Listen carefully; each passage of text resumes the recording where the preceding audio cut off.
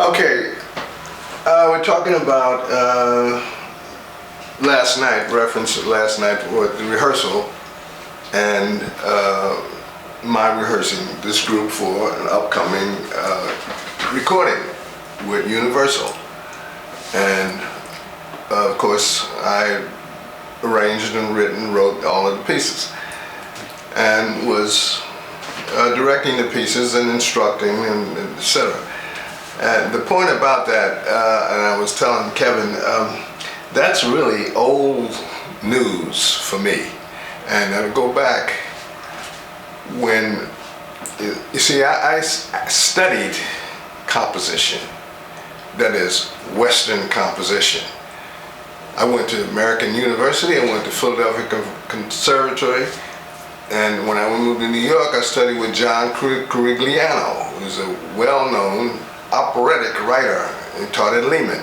So I've been at this a long time. Plus, I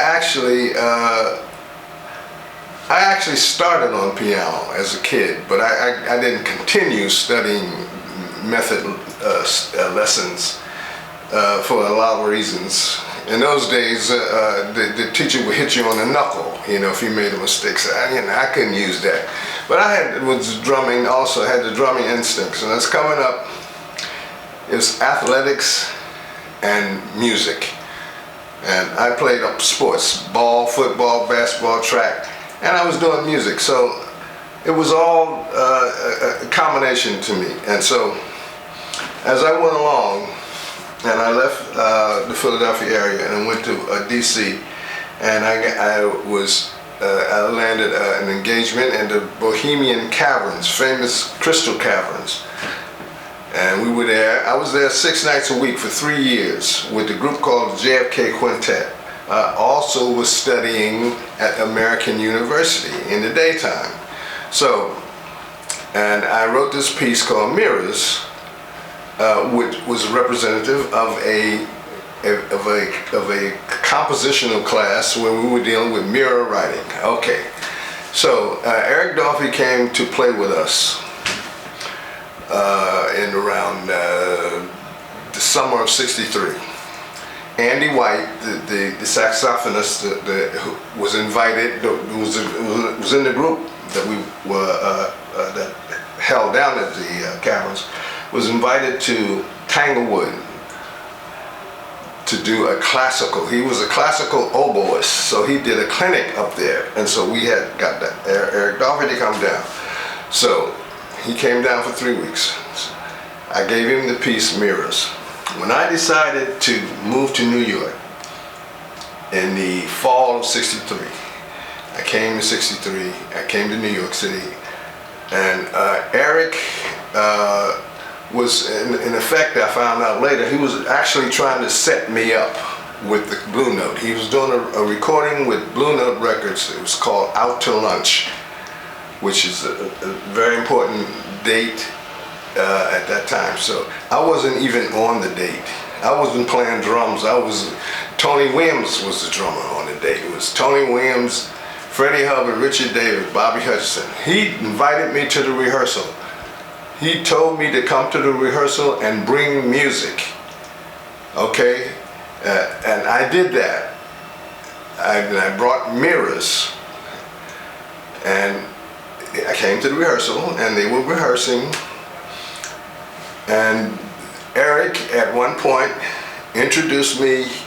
He was, in effect, trying to set me up, which he did, and introduced me to Alfred Lyons and Frank Wolf, who were the CEOs of Blue Note. He said, look, here, he's got music. I put the music up front, and Freddie Hubbard saw it, and he liked the piece. He said, yeah, I like this. I'm gonna deal with this.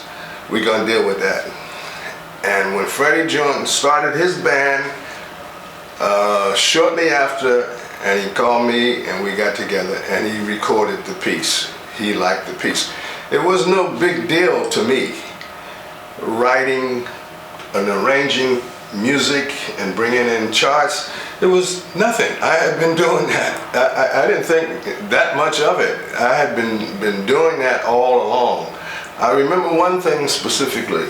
and this was before the great Tony Williams had started to write music, which he was in awe. He was literally in awe. He was in awe because I came in with written music.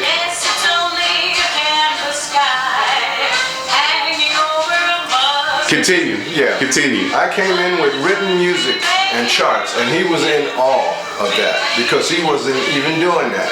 And as I said, it was nothing. It was nothing to me.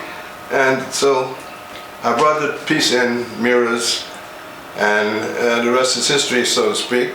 Freddie Hubbard recorded it, and I also found out that Duke Pearson recorded the song also. With Bobby Hutcherson. He got a hold of the music and they recorded it, and then I eventually recorded it again, and I'll probably play it again somewhere along the line. So, point being, being able to operate, move in, I guess you could call the total extension of music is what I do, what I can do. I can do that. I can arrange and orchestrate for a jazz orchestra and the symphony orchestra because I studied that. And plus, I play drums. I play drums. So, and that is something.